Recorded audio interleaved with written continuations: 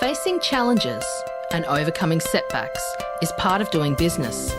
Whether you have the expertise to survive them or not could mean the difference between success or failure. Welcome to We Are Women, featuring revealing conversations that provide invaluable insights into the success secrets of female masterminds. A must listen for every entrepreneurial woman. Now here's your host, Janine Vosper.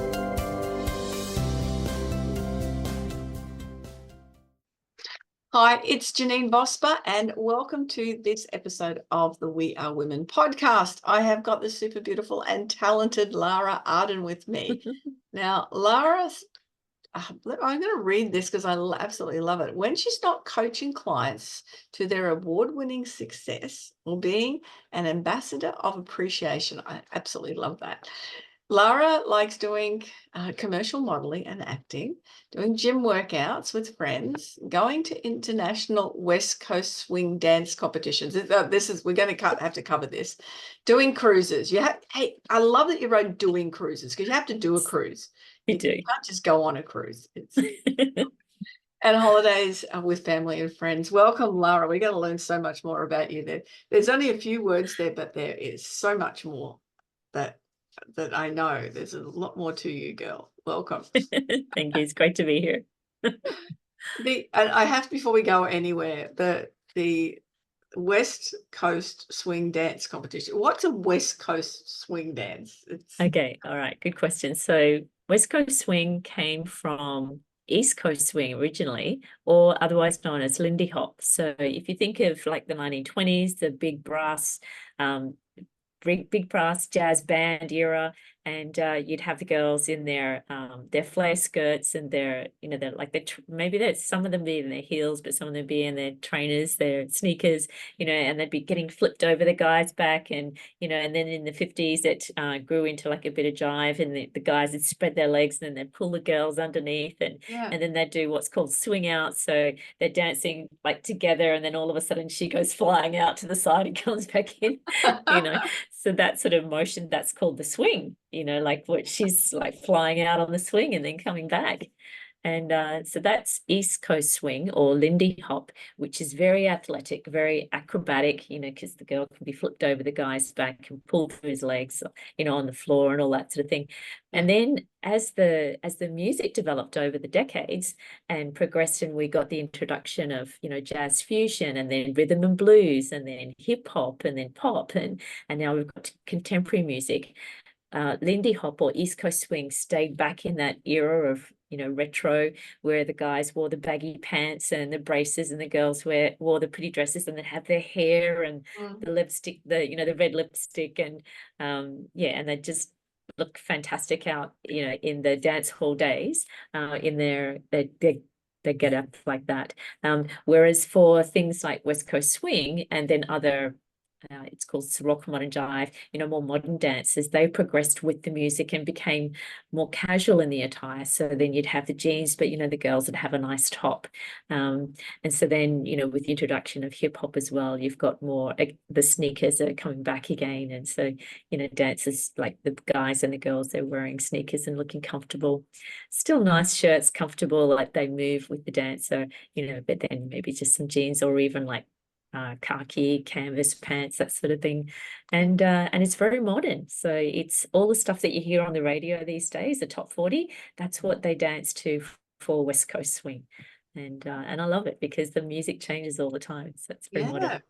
So, I love watching all of that East Coast swing over the years, and I watched a movie the other day. It was just World War II London bombing and everything, and they went to an underground bar, and it was a lot of the American soldiers were there, and that's it, doing the dance, and it was really cool. So that'd be really interesting though, putting that sort of thing, not as athletic as you said, to modern music, and it's great. And because the West Coast swing is a lot calmer as a dance. It's not as athletic, but it's more like it looks like ice skating across the floor. It's very smooth, and because it looks so, it's sometimes the dancers look like they're doing moonwalks. Like it's got kind of that sort of very cool, very sort of sassy style to it. But there's some great opportunities that followers or the ladies get to hijack moves and to break out and do things on their own that you don't necessarily get the chance to do those sorts of extra things that you might be inspired to do as a follower, like for other dancers, whereas you do in West Coast Swing, because there's a lot more freedom in that opportunity to improv, because it's basically improv, it's freestyling. Yeah, that's cool. And it says you go to it. You do it as well, I'm assuming? I do it, yeah. And I go to dance conventions and international dance competitions. So I love to compete as well as dance. And if there's a group routine happening, then I love to perform as well. So Okay. yeah. So any award-winning dance things there that you haven't mentioned to me? Well, it's interesting, like not to begin with. So I actually began dancing from the age of about 5, when I could first go along to my first ballet class. Right. And that was because mum was the local pianist, and I was pigeon-toed actually at the time. So I had to start dancing to help me turn out. And I was really excited to get into the world of ballet, and that progressed, and I continued, and I did my exams, and then and then I wanted to do like modern jive and jazz dancing, and did a bit of character and Highland and tap dancing. So did all the like the ballet school things, and then by the time I was 10, I actually became a professional dancer. Wow. got to do my first ballet at the ripe old age of 10. Wow. And I was in the Queensland Ballet Company. They were on tour, so they were up in Townsville, and they were doing Les Miserables. And I was one of the street urchin kids, and they put soot on me and had to wear the raggy clothes. And so there I was dancing around. How exciting for a 10-year-old. That is amazing, isn't it? Yeah, it was great. So I'm really grateful that I've had all those years of performing and dancing on stage. Yeah. And I think that's one of the things that I love about you, Janine, because of the experience that you have on the stage. Yours is speaking for performing, and mine's Certainly been not dancing, Lara. I was the tomboy. I was the one out climbing the trees at 5-year-old, and then give me any sport. And Oh wow, good on you. Yeah. Oh yeah.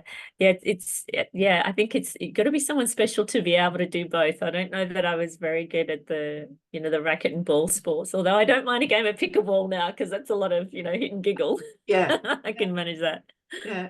I really honor anyone that can dance. And it wasn't until I started teaching aerobics that I really got good at listening to music and 4 beats and being able to do that. I hadn't Very good.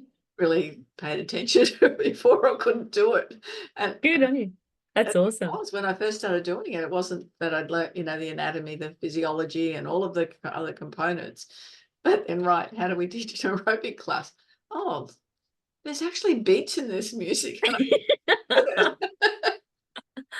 Oh, that's fantastic. Yeah. Good on you. It's a good Yes. one. And now I can't do it wrong, You can't. Oh, wonderful. That's it. We learn by repetition. Absolutely. Brilliant. Yeah.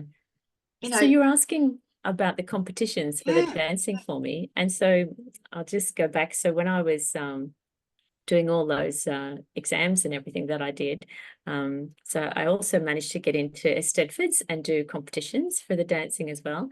And I did about 7 years of that, from the age of 10 to 17. And although I never got anywhere personally, like individually, I'd always go and do a solo routine, for either ballet or for jazz or for tap, and I never got anywhere. I would do well when I was in the group and compete, and then the group would win, their categories as well. So that gave me really good introduction to the world of competition dancing, and I loved it. I didn't care that I didn't win, because I was just happy out there, being on stage and performing and just doing what I loved, like dancing to the music and moving. And so today I still continue to dance, and yes, I still continue to compete. I did get to win a dance competition, and that was for another dance style. That was for modern jive, Ciroc, or sometimes it's called Latin American. It's kind of like dirty dancing. And I did get to win a trophy for that one, and that was back in, I think, 2010, a little while ago now. So it's time for me to get in and do some more competing, I think, for the West Coast Swing. I compete at speech contests, so it's just, Wow. it's what I found. It's so what's the word? It's so qualitative. It's not a quantity. It's not a, my favorite sport to watch is swimming. You touch the wall, you know who's won, end of story. Whereas any sort of performance, and also with your, how you help people with their awards, it's so subjective. That's the word I'm looking for. It is so subjective, isn't it? It's how you might what you say or do or dance or how you perform, how that resonates with the person making the judgment call. Yeah, definitely. And that there's a nice little, like I learned a little bit about myself recently, as to why a dancer has a different approach to business or to work compared to other people who've come, like, from a sports background or a musical background. Like, it has its influence on how we think and how we function, in certain roles of work they do. And interestingly, what I learned about a dancer is that they come from that methodical background where we learn by repetition. So it's a lot of rehearsal over and over and over until you get to the performance stage. But it's through all of that repetition and rehearsal that we learn how to identify the details, how to refine and polish things, to get it to the final stage of performance or presentation or the show, like the opening night. Really interesting. Now now I want to question what comes first. Is it that dance attracts the person, or and who is in that mindset? Likes that, I need to, or it's because you're doing it that you do it, or a bit of both. Maybe. I always Good. like to look something from a different angle as well, as opposed to me that just oh no, I can do it, just go and do it. Wow. Well, I love that confidence. But whether it's I'm not a perfectionist under any strict. I like to do things well as I can, but just don't put any stress on it. Just yeah. go and try it. So yeah, that's an interesting observation. Yeah, because we're all wired differently, we all think differently, and like we have our own lanes that we like to swim in, as to how we're going to get to the other end, whether we go fast, like we might be a quick start, whether we go slow, we might prefer stability or, being smooth in the water, or it could just be that we just want to get there and we don't care what it looks like, and it doesn't need any technique. it's just, I'm going to go. Yeah, absolutely.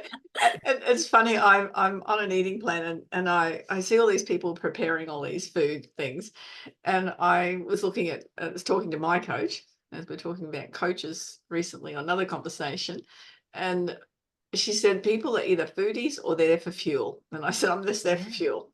Really, it's true. It's me. It's but again, it's different, just simple and easy, as opposed to the steps. I love it. Now, you getting to where you are now and doing what you do in business, can you just tell us, because your intro said you were an ambassador for appreciation, and I want to know more about that, and then how that's led you into what you do.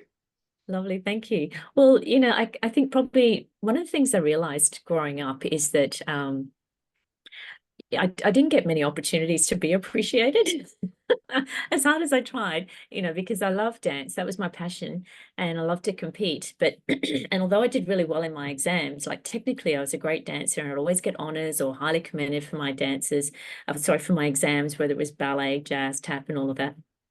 And I went right through all my exams through the ballet school as well for years. But it was interesting to me that, when it came to competing in the Eisteddfods, that I wouldn't even get a place, not definitely never got first or second, but didn't even get third, didn't even get highly commended. And, and I competed, and, like I practiced, and I always rehearsed because I wanted to make sure I, put my best effort in and did my best performance, when it was my turn.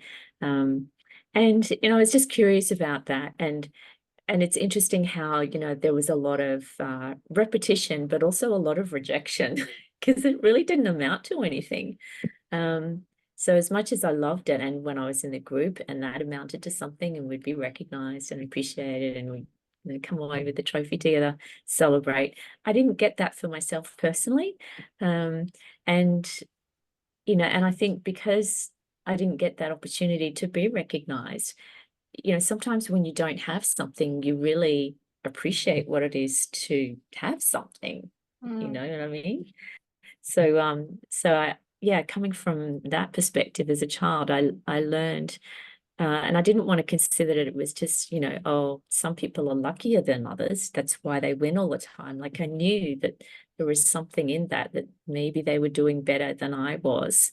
And so that seemed to sort of develop inside of me, and curiosity, you know, an interest for, is there a better way of doing things, you know, where some things get a better result than, you know, than other things. And it was, I think, probably from that mindset that I continued to take with me then through my adult years, that, you know, when I came across my first situation in my sales career, and I was out in the field and I was selling life insurance as commission only. And you I'll know, have a there few of are, those commissioners. And what I want to note, everyone in their own business is on commission only, by the way. that's, yes, exactly, well said, it's Yeah. true. Yes. Yeah. And you know, and at the time I also had, you know, young children in primary school and a big mortgage, you know, just bought a roof over our heads. And I remember, and I actually was working for Ansett before I got that commission only job until they went belly up. And so then I was like, oh, I've got to get something, anything. So I said yes to commission only. And I went and worked for this insurance company, and it was painful. I can remember the first few weeks, you know, I was trying to, like, they had these scripts and I didn't really get that, and I was just trying to be with people when I was in front of them and talking to them about the insurance. So I was just trying to build their relationships. But again, I noticed that other people, like my peers, like, they were doing really well. They'd be making lots of sales, and I'd be like, well, I'm out there and I'm seeing the people, so I'm putting in the effort, I've got the activities, and I'm like, I'm doing the activities, I've got the right attitude, I have to do well in this. Like, what am I missing? What am I not doing? And that's where this curiosity, this mindset that made me want to think there's obviously a better way of doing this, made me well, after the tears that I had, Yeah. you know, As I we can do. remember, Yeah. as you do, I can remember one day I pulled over on the side of the road. I think that was like the 5th rejection in a row. And yeah, and it was like 2 o'clock in the afternoon. I was out in the middle of Kalgoorlie, and because I'd had to drive 12 hours to get to this country town as well to make these sales. And so there I was. It was a Tuesday afternoon, 2:30 in the afternoon, 5 rejections, and sitting in the car on the side of the road thinking, oh my God, I have to figure this out, because like, I've got that big mortgage, and you know, I've only got 1 week here in Kalgoorlie. How do I get these sales? I've only got 2 days left to go, and I'm like, help, please.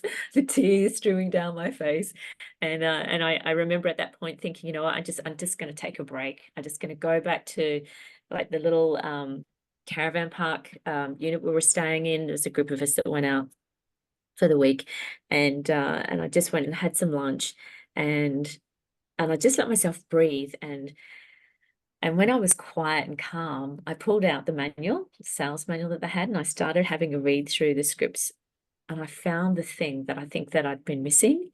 And I realized, oh my gosh, I haven't been talking about other people who, you know, in the neighborhood who've also bought this insurance policy, people that these other people I'm going to see would likely know. And it's called like a third party referral, when you Validation. mention someone else, Yeah. validation. Yeah. And so I thought, okay, well, I've still got, you know, 2 more appointments for today. I can go and see those people. I thought, I'm going to do that extra thing I've been missing. And it was amazing that it actually worked. And then I continued to apply that. And incredibly, I started having success. And I was, you know, making these sales. And then, yeah, so we learn by repetition, right? So I just kept doing what worked. And then within about 18 months, I ended up breaking the company's 50-year-old sales record. There was an annual sales competition. Wow, congratulations with that. That's Thank awesome. you. Yeah. Yeah. 600 national sales agents, 1 week to compete, to make as many sales as we could for, you know, the maximum number of policies, so volume sales. And yeah, and I ended up, I didn't know it at the time, but I found out later that I ended up breaking this 50-year-old company record with the volume of sales I produced. And it's only because I had found what worked. You know, I found that edge, that strategy of what it takes to be more than good, but to be really, really great at, you know, what I was doing. And And then interestingly, I applied the same strategy when I went to uni. I was a mature age student and I didn't get to finish high school. So I didn't get to learn like the techniques of, creative writing, or assignment writing or exam preparation and all of that, because I left halfway through year 11 and went out to work. But there I was, I'd always wanted to go to uni, and I think I was about 48 and decided I'm going to do it. So I signed up for a psychology and counseling degree. And first semester in, like I was full time. So I did a couple of units and I just passed. And I'm like, oh my God, this isn't great, because I know I'm really good, but I don't know what I'm doing here. So I'm out of my depth. I'm going to figure out something quick. And I ended up going and buying or borrowing all the books that I could learn about how to do academic writing and how to prepare for exams and things like that. And so I taught myself how to be a master student and how to get through university. And I did that in the school holidays. And I applied myself, I went back and because I'd learned that there is a difference between good and great. And I'd found out what that edge was, and I was able to do that. And then, the next semester I was just getting all HDs, high distinctions, and ended up getting to the end of my degree. And I had this award that I had received as well from the Vice Chancellor, top 100 of 29,000 students. And I was like, wow, amazing. So again, not something I set out to do, just always wanting to, refine and polish and look for what's the best, what's the edge here that can make it really great.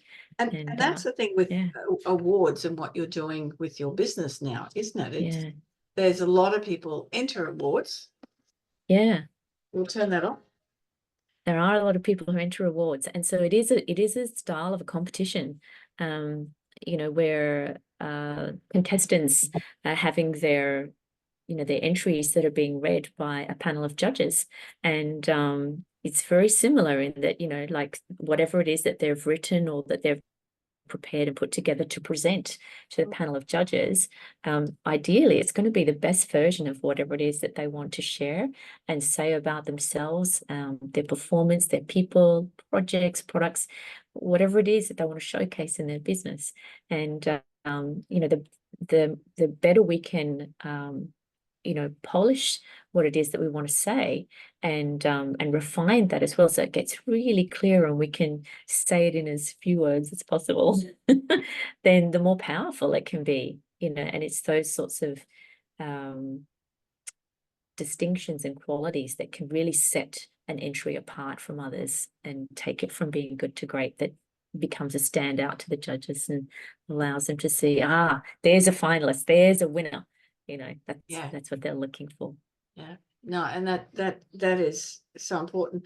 I love we both are together on a conversation group called the Morning Tea Marketing Misses, and I love and Lara has just come on in the last couple of months, and there's somebody else that's had to leave.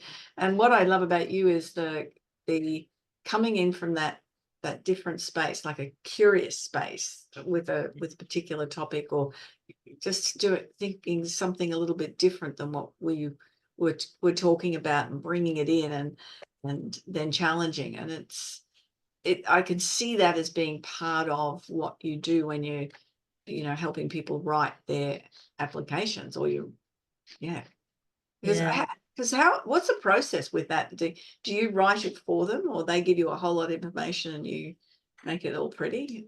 Good question. It can go either way. Okay, it depends on what's going on in the nominee's or the business owner's life and how they want to approach it as well. Ideally, I like to upskill people, because I appreciate the value of them being able to know how to do something and to do it for themselves, because I like the idea of being self-sufficient. So I do like to, invoke and pass on that transfer of knowledge so that others can learn to do it too, because it's such a valuable skill when we know how to articulate and how to look for the good in something and to be able to write about it and write about it well. We can use that everywhere in our business, even just for a simple email. Definitely. And it's one of those skills that I value a lot and have got a lot better at over the years. And one of the ways I've got better at it is helping other people write their stories. Yeah, absolutely. It's harder to do it for yourself. This It is why is. you need someone to do it for you. It's really hard to do it for yourself. And You're right. to honor yourself enough. And as you Yeah. said, show that appreciation for Yeah. who you are and what you've achieved. Yeah, definitely. Self-recognition. It's like a pat on the back. And that can be something that's not easy for people to do, especially in our Australian and New Zealand culture. Like we've got something called tall poppy syndrome here, that a lot of us are at the effect of. I know it happens in Canada, in Western Europe too. And so tall poppy syndrome is pretty much where people feel afraid of putting themselves forward because they're worried about the ramifications of what's so and so going to think of me, and how will I get judged, if I look like I'm better than someone else. And that can create a bit of anxiety for people not wanting to put themselves forward. But when in truth, it takes courage, to put ourselves forward for things.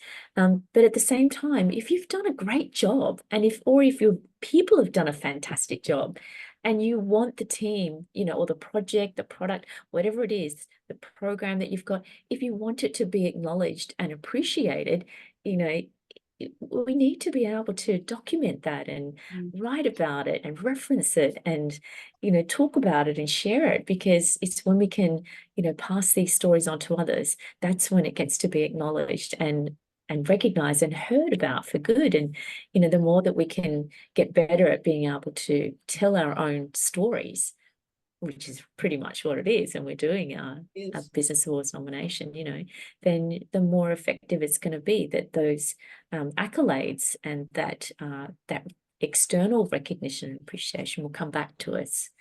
So yeah. No, definitely. And it's not something that people stop and do very often. Yes.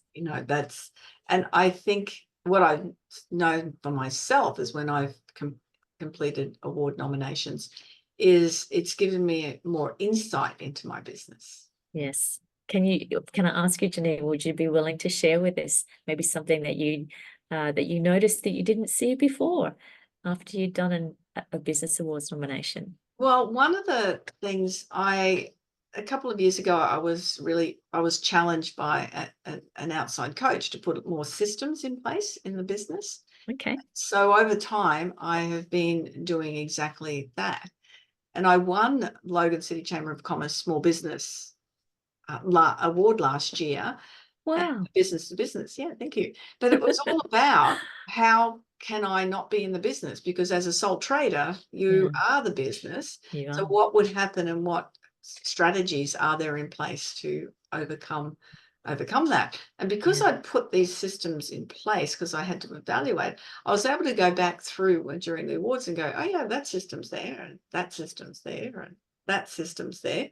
And then obviously that's what engaged the judges, because they were already, it was recognition of what was needed, and it was already in place. Beautiful. Yeah. Love that. But it also made me go, oh yeah, I've done all that. Wonderful. And I can hear that it gave you the opportunity to acknowledge and to give an accountability, for the things that you learned that could improve your business and could make it easier for you to be in business as well, having those systems. So you got to apply what you'd learned. You got to be acknowledged for the things that you had implemented, but you also got to account for it as well. You're able to look back and see where it had made a difference. So I'm going to ask you, where can you share that it had made a difference for you? Time. That's Wow. an easy one, Lara. Okay. I think that when we're a sole trader, we're always short of time, and putting on a work with a virtual assistant, which is something that I had meant to get around to, but actually creating systems for her before I put her on, and I was able to hand things over to her, and then have the trust in that she would achieve the outcomes that I wanted.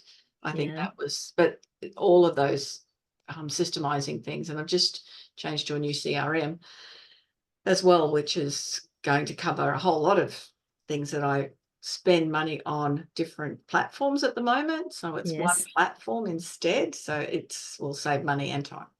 Bring it all together. Beautiful. That sounds good. And another thing I'm curious about is that you mentioned that you won last year, and we were in another conversation recently. And I think, did you share that you've applied for, was it the same award again this It year? is, yes, yes. I went back through, and there's not a lot that's changed, but there's things that were added. Oh yeah, I'm doing Oh, that as well. Things I'd forgotten about from last okay. time. Okay. Yeah. So tell us a little bit more about that. Was that kind of like a review that you got to do? Oh, definitely. Yeah. Yeah. So reviewing things and then realizing that, okay, so working with AI more, which then saves time, or the new CRM and different processes, particularly along the how can you set things up so they're automated. Nice. And so I'm curious to know as Now, I'm well meant to then. be interviewing you, Lara. Yeah, I know. You can ask me some more questions. I like to learn from others as well, right? It's No, no, two-way I thing. know it's good because what it's doing is demonstrating the benefits of actually entering awards, isn't it? Yeah, I Yeah, hope so. I yeah. hope so. Yeah. It's what When you're going to ask. when can I ask you when you found out that you were a finalist, and then what can you talk us through what was, because some people haven't even applied for awards before, and so they don't even know what's the process, let alone putting in a nomination, what happens next after that. Could you talk us through? So a lot of the time you either nominate yourself or you get nominated by somebody else, and then you get notification from whatever the group is. And I believe we're both finalists with the BX Awards at the moment as well. We are. Exciting. High five. And so, I've been a finalist with the BX ones for 4 years. And I haven't won an award with them, but what someone reminded me last year is there's about, across all of the categories, there's about 1,000 finalists out of Yeah. 20,000 applications. Yeah. So recognizing that being a finalist is a very big deal. And when It it is. came to the Logan Chamber of Commerce, then when I was a finalist, because it wasn't small business, it was just business to business. Wow. And I've gone, okay, wow, finalist in that's amazing, because it could It's be any huge. size business. And then they announced that because they received an application that was so good that couldn't, though, compete with bigger businesses, they opened 2 categories, and they had small business and larger businesses, and then Wow. small business one. So that was, I was dumbfounded. I was at a table with a lot of the sponsors, and I'm sitting there, and it's what? That was a real surprise. It was Oh, yeah, because just being a finalist was a big deal for that one. So yeah, yeah. That's incredible. very Well exciting, done. very exciting. Yeah, very exciting. And can I ask, like, how did it, like, is there anything that went through your mind whilst you were going through the process of actually putting together the nomination? And then when you found out that you had been selected as a finalist, like, how did that make you feel? What was the effort to reward like for you? Did that pay off? Unlike you, who's methodical, I tend to jump into things and just do it without a lot of thought. And what I made sure I did with this particular nomination was put a lot of time into it. Not a lot of time, a lot of thought into it, and Yeah, the time, allocated the time. And that's what I would encourage people to make sure they do with anything like that, is take the time to do it. Don't do it as I've got to get that done. I've got to get that done. I've got to get that done, and then rush to do it. And get someone like yourself to, if you haven't done anything like that. I mean, I put words together, so hopefully that helps as well. But yeah, if you're not doing that, then it's really, it's, you need to get the assistance to yeah, do it. And it is it, and just entering, there's opportunities everywhere, all different sorts of places that has, and there's a lot out at the moment with different award, must be the award season. And yeah. it just do it, because it really gives yourself that encouragement that you're doing something well. Yes. That's I think the a big deal with that. When I asked you to put together, you know, some ideas about what you do and how you do it, I love what you do this, because when I ask for my guests to give their why, and you gave me 3 whys, which was, and it was all beautifully written, and that was one of the things I've just maybe jumped to that as well, is because of how well that is written. And there was a big altruistic why, and a big selfish why, and a big intrinsic why. Do you want to expand on those, Lara? But I mean, that's the whole reason we're in doing stuff what we're doing, isn't it? There's whys behind it. Yeah, exactly. So right. So and that's also important for us to remember when it comes to doing our business awards nominations, as well, as that judges are looking for more than just what it is that you do, or how great it is. They definitely want to know that there's something that makes it award worthy, but they're also interested in why. Why does your business exist? And so for me, that's the altruistic why.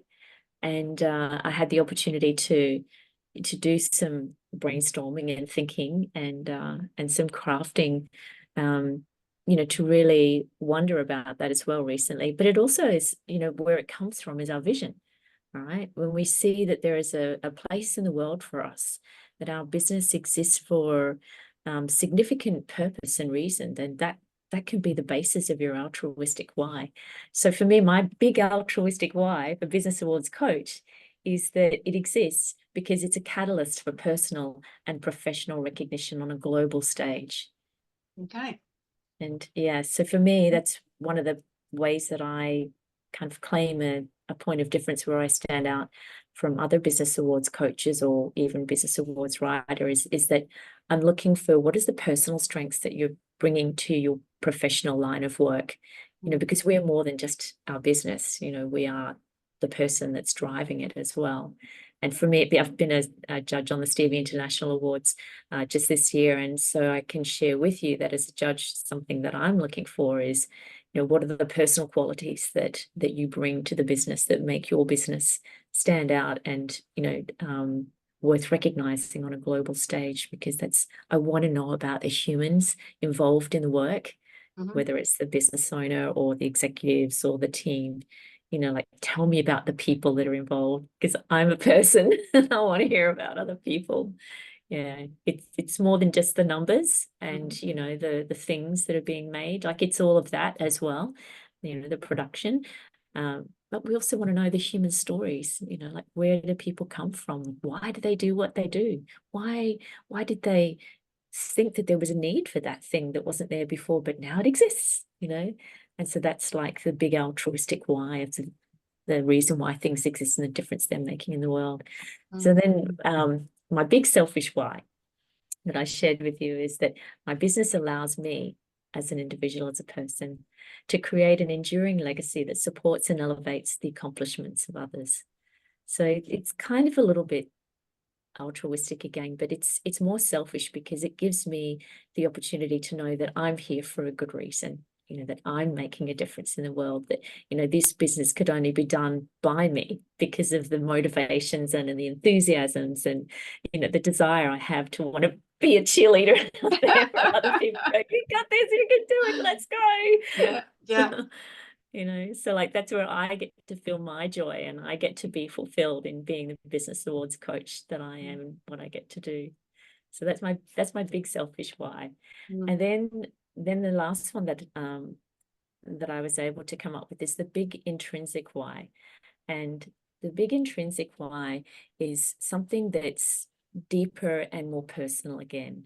And it's something that comes actually from our values, from our core values. And for me, I have written it like this. I'm going to read it for you.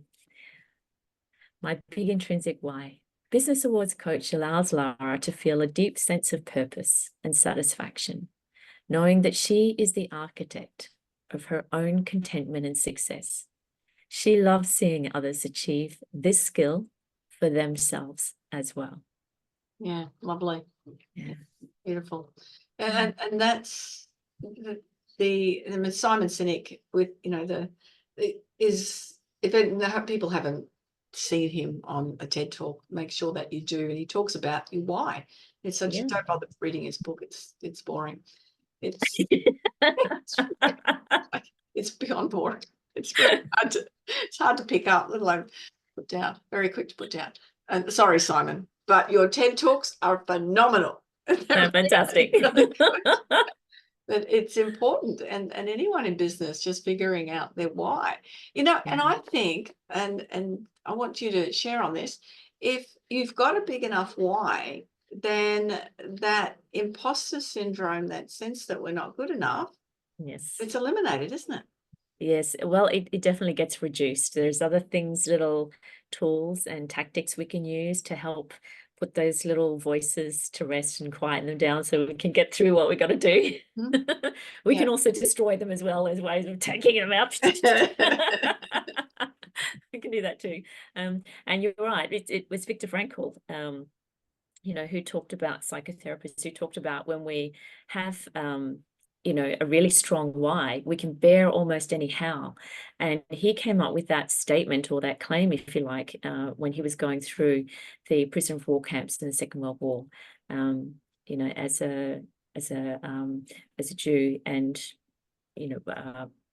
his hope actually was looking forward to the time that he was going to be released, and he could see himself moving from Germany to go and live in America and to continue to do his teachings in psychology there, and that he would be with his wife, the love of his life. And although he didn't know that she had perished during the war and she didn't make it out of the prisoner of war camps, he still had that hope of being with her.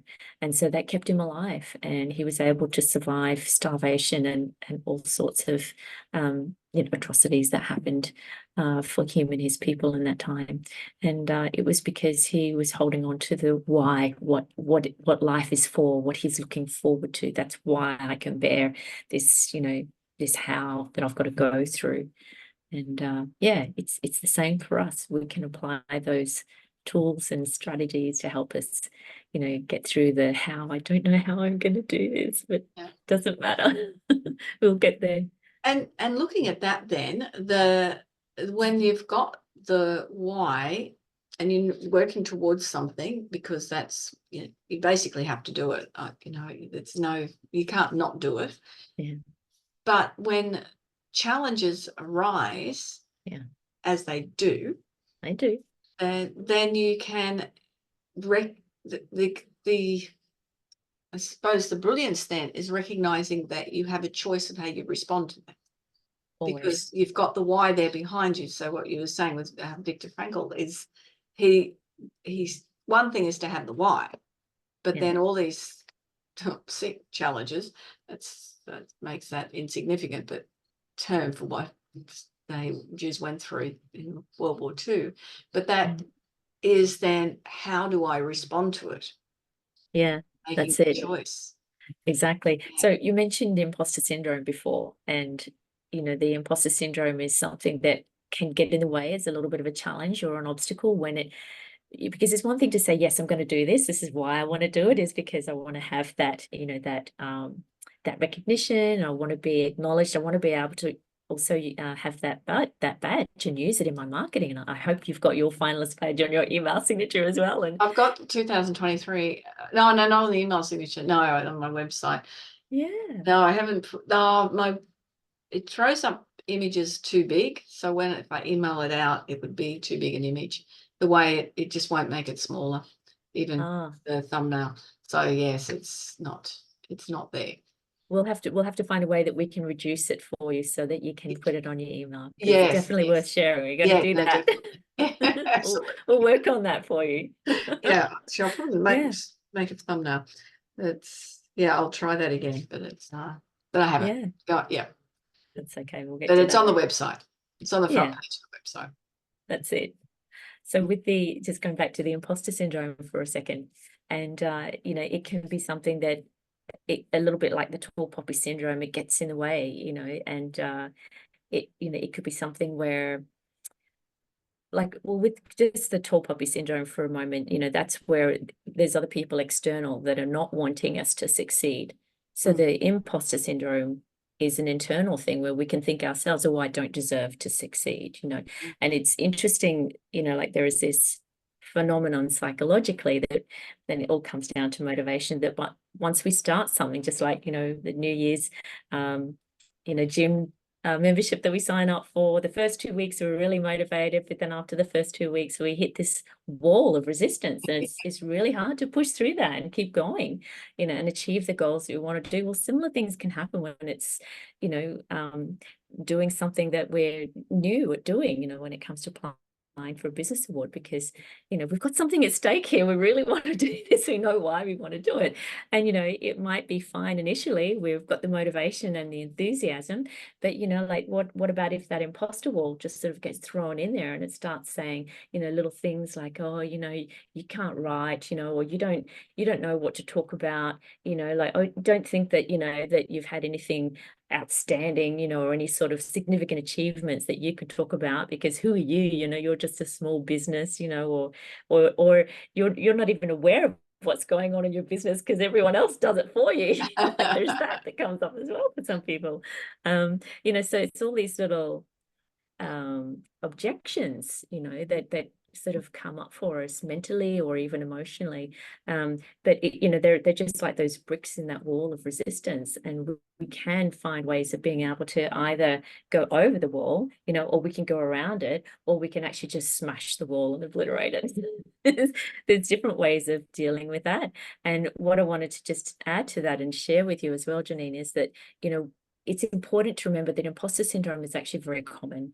All right. It's something that most people go through at some point, where they feel a little bit nervous or a little bit scared of, can I take this next step forward? But we do manage, we all find ways of being able to push through, or even just to let that resistance just melt away as well. And then it's not a push, it's just, I'm just going to glide through this. Yeah. And it glides much easier. And trust me, for anyone who's listening, as you mature, you lose a lot of that care factor. Yes, that's it, that resistance. Yeah, that's it. It's just owning and allowing yourself to own and recognize who you are. Yeah. You done anything much with love languages at all? Yeah, Gary Chapman, the 5 love languages. Yeah, he took. What's your primary love language? Oh, good question. Look, I've done his quiz over the years at different times, like when I've been on my own, and also when I've been in a partnership, like a romantic relationship.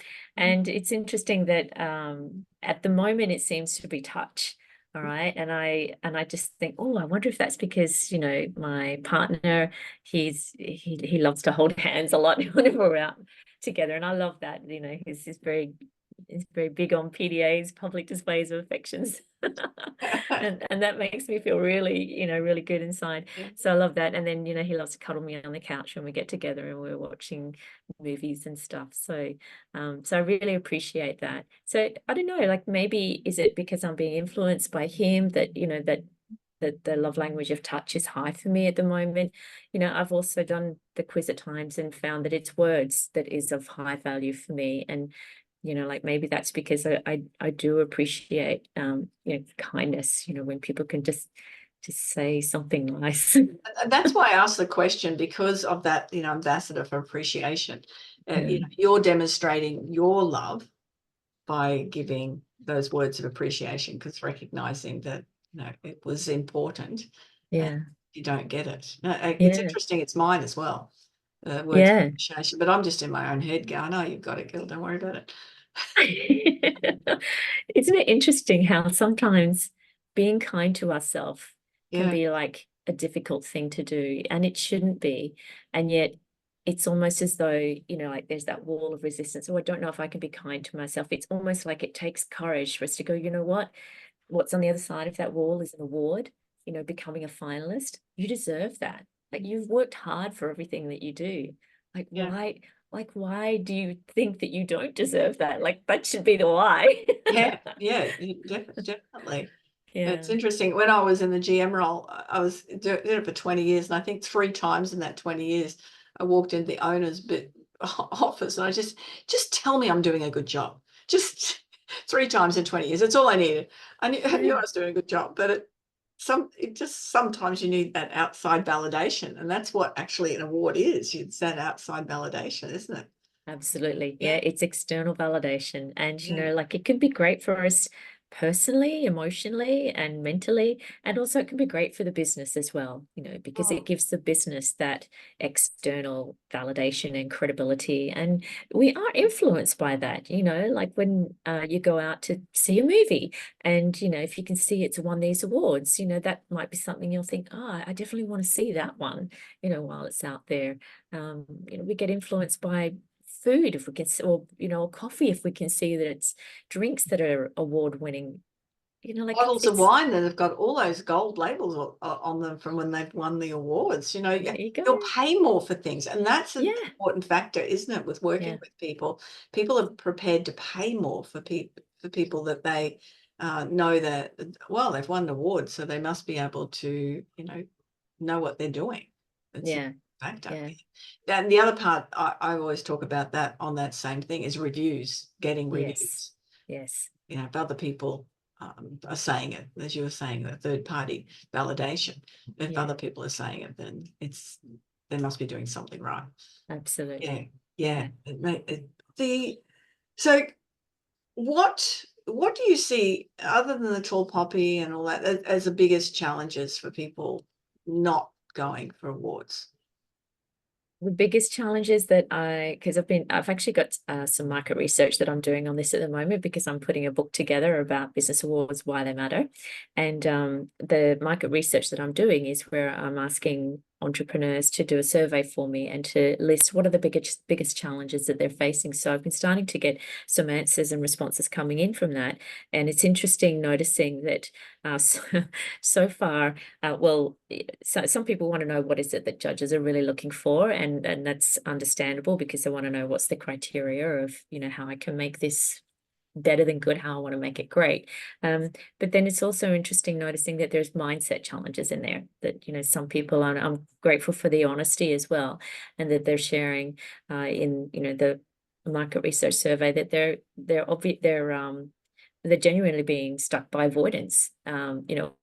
Or they've got the obstacle of procrastination. Like they want to go in the awards, they see the value of it, they know it would be good for themselves and business, but they're either avoiding it because they say, oh, I'm too busy, or perhaps I don't know what I'm doing. There's some confusion or overwhelm coming in, or it's the self-sabotage, procrastination, like, oh, I know it's important, but I've got all these other things to do. And maybe there's a secret wall of resistance. You don't really deserve this, like the little voices of hindrance that try to get in the way, that we need to find ways of being able to, deal with those voices so that we can focus on moving and gliding through so that we can get to where we actually want to be in, becoming those finalists and those award winners, because we deserve that. The business deserves it as well. No, definitely. And one of the topics I speak on all the time is branding and putting yourself out in front of your business and winning awards. I mean, the visibility and we've talked a bit about it, the credibility it really takes it to the next level, doesn't it? Yeah, it does. Yeah. And the visibility is wonderful because the opportunities it brings for, greater networking as well when you get to go to the gala ceremony events and, you're on the red carpet and can get your photos and it's beautiful dinners and, you're in those, settings where everyone's dressing really well and you're all sitting around the big tables and you get to have some really key conversations with some, great people that you wouldn't ordinarily get to meet. So there's all those opportunities. And then when it comes to visibility, just because you're there and you're a finalist, you get to see your business name up on the screen as they're, going through naming the nominees and the finalists. And, so again, there's that credibility, that opportunity for people to find out who you are in a room full of hundreds of people. And That's important. It just made me think because the image that I have of winning that award is up on stage receiving the award, but behind is a great big screen with the business name on it and the award winner. So yeah, so exactly. That's right. It's awesome. Lara, we could talk about this for ages. I am just what we always finish with 3 takeaways. So what, out of everything we've discussed, what do you want people to definitely remember the most? Thank you. I think just flowing on a little bit from those mindset challenges, recognizing that, when we say, yes, I want to do this, I want to apply for a business award, and I want to put myself out there and let the business be known, or myself, if you're representing the business, to recognize that there is going to be those mindset challenges come up, that wall of resistance is going to appear. And if it does, that's just like the voices of self-doubt, but that we can bowl it over, we can glide through it and keep going. So that would be the first one, to just be aware of, and and not let it stop you. And the second thing would be to appreciate that you deserve this, and so to understand that there is support out there, and that you don't have to do this on your own either. It doesn't have to be something that you leave it to the last minute either, where you think, oh, look, the deadline, I've got to have this done by midnight, and like it's 1 a.m. and you're still going, I'm gonna get this done. There's easier ways of doing it, and with support and mentorship, you can have these opportunities dealt with sooner rather than later, and sitting there with your feet up on the desk, cheers, and having a toast because you hit submit and it was already 2 weeks or 4 weeks before the awards portal closed. So Tends to be the way I work. yeah, that's it. Organized, love it. Yeah. And then the last thing would just be to recognize that awards give us the opportunity to be recognized for our point of difference, for our diversity. And, that's really empowering, whether it's for ourselves or the people that we're nominating or the projects that we're involved. It's really important that we let people know that we're here, we exist for good reasons, and we make a great difference in the world, and to be proud of that, because you're worth it. Excellent. And you certainly make a difference in the world, Lara. Oh, thank you, Janine. You too. I love learning so much more about you, with the dancing and the degree and the awards that you've won, and just who you are. It's one of the reasons I love having these conversations with people, and the value that you offer our listeners as well. It's been really appreciated. I want to thank you for that. Pleasure. How can people get in touch with you? It's probably the next most important question.